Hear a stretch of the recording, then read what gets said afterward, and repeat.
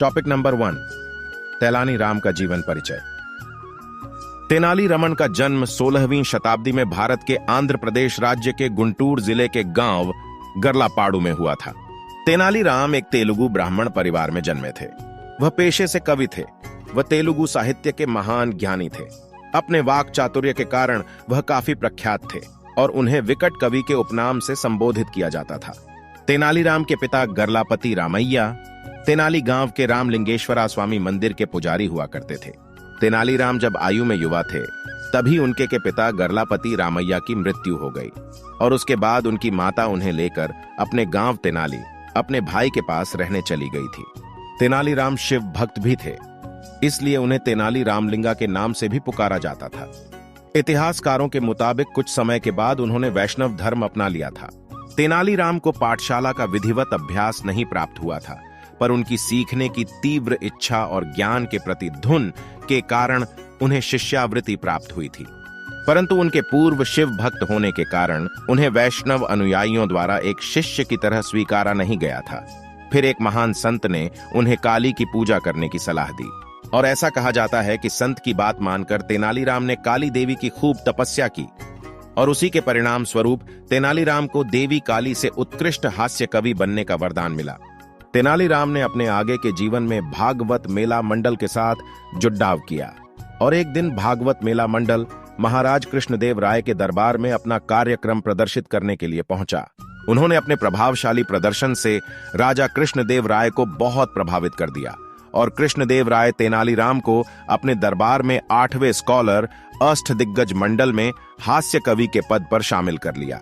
महाराज कृष्णदेव राय वर्ष 1509 से 1529 तक विजयनगर की राजगद्दी पर विराजमान थे। तब तेनाली राम उनके दरबार में एक हास्य कवि और मंत्री सहायक की भूमिका में उपस्थित हुआ करते थे। इतिहासकारों के मुताबिक तेनाली राम एक हास्य कवि होने के साथ साथ ज्ञानी और चतुर व्यक्ति थे। तेनाली राम राज्य से जुड़ी विकट परेशानियों से उभरने के लिए कई बार महाराज कृष्णदेव राय की मदद करते थे। उनकी बुद्धि चातुर्य और ज्ञान बोध से जुड़ी कई कहानियां हैं। इन कहानियों की सत्यता को लेकर आप संदेह कर सकते हैं, परंतु इनके गुणों पर नहीं। टॉपिक नंबर 2, तेलानी राम की कहानी। एक बार राजा कृष्णदेव राय दरबार में बैठे मंत्रियों के साथ विचार विमर्श कर रहे थे कि तभी एक व्यक्ति उनके सामने आकर कहने लगा, महाराज मेरे साथ न्याय करें, मेरे मालिक ने मुझे धोखा दिया है। इतना सुनते ही महाराज ने उससे पूछा, तुम कौन हो और तुम्हारे साथ क्या हुआ है? अन्नदाता, मेरा नाम नामदेव है।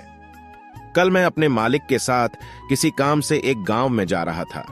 गर्मी की वजह से चलते चलते हम थक गए और पास में स्थित एक मंदिर की छाया में बैठ गए। तभी मेरी नजर एक लाल रंग की थैली पर पड़ी ढी जो कि मंदिर के एक कोने में पड़ी ढी हुई थी। मालिक की आज्ञा लेकर मैंने वो थैली उठा ली। उसे खोलने पर पता चला कि उसके अंदर बेर के आकार के 2 हीरे चमक रहे थे। हीरे मंदिर में पाए गए थे, इसलिए उन पर राज्य का अधिकार था। परंतु मेरे मालिक ने मुझसे ये बात किसी को भी बताने से मना कर दिया और कहा कि हम दोनों इसमें से एक एक हीरा रख लेंगे। मैं अपने मालिक की गुलामी से परेशान था, इसलिए मैं अपना काम करना चाहता था, जिसके कारण मेरे मन में लालच आ गया। हवेली आते ही मालिक ने हीरे देने से साफ इनकार कर दिया। यही कारण है कि मुझे इंसाफ चाहिए। महाराज ने तुरंत कोतवाल को भेजकर नामदेव के मालिक को महल में पेश होने का आदेश दिया। नामदेव के मालिक को जल्द ही राजा के सामने लाया गया। राजा ने उससे हीरों के बारे में पूछा तो वह बोला, महाराज ये बात सच है कि मंदिर में हीरे मिले थे, लेकिन मैंने वो हीरे नामदेव को देकर उन्हें राजकोष में जमा करने को कहा था। जब वह वापस लौटा तो मैंने उससे राजकोष की रसीद मांगी तो वह आनाकानी करने लगा। मैंने जब इसे धमकाया तो ये आपके पास आकर मनगढ़ंत कहानी सुनाने लगा। अच्छा, तो ये बात है। महाराज ने कुछ सोचते हुए कहा, क्या तुम्हारे पास इस बात का कोई सबूत है कि तुम सच बोल रहे हो? अन्नदाता, अगर आपको मेरी बात पर यकीन नहीं तो आप मेरे दूसरे 3 नौकरों से पूछ सकते हो। वो उस वक्त वहीं थे। उसके बाद 3 नौकरों को राजा के सामने लाया गया। तीनों ने नामदेव के खिलाफ गवाही दी। महाराज 3 नौकरों और मालिक को वहीं बिठाकर अपने विश्राम कक्ष में चले गए और सेनापति तेनाली राम महामंत्री को भी इस विषय में बात करने के लिए वहां बुलवा लिया। उनके पहुंचने पर महाराज ने महामंत्री से पूछा, आपको क्या लगता है, क्या नामदेव झूठ बोल रहा है? जी महाराज, नामदेव ही झूठा है। उसके मन में लालच आ गया होगा और उसने हीरे अपने पास ही रख लिए होंगे। सेनापति ने गवाहों को झूठा बताया। उसके हिसाब से नामदेव सच बोल रहा था। तेनालीराम चुपचाप खड़ी रहा, सबकी बातें सुन रहा था। तब महाराज ने उसकी ओर देखते हुए उसकी राय मांगी। तेनालीराम बोला, महाराज, कौन झूठा है और कौन सच्चा इस बात का अभी पता लग जाएगा, परंतु आप लोगों को कुछ समय के लिए पर्दे के पीछे छुपना होगा। महाराज इस बात से सहमत हो गए, क्योंकि वो जल्दी से जल्दी इस मसले को सुलझाना चाहते थे, इसीलिए पर्दे के पीछे जाकर छुप गए।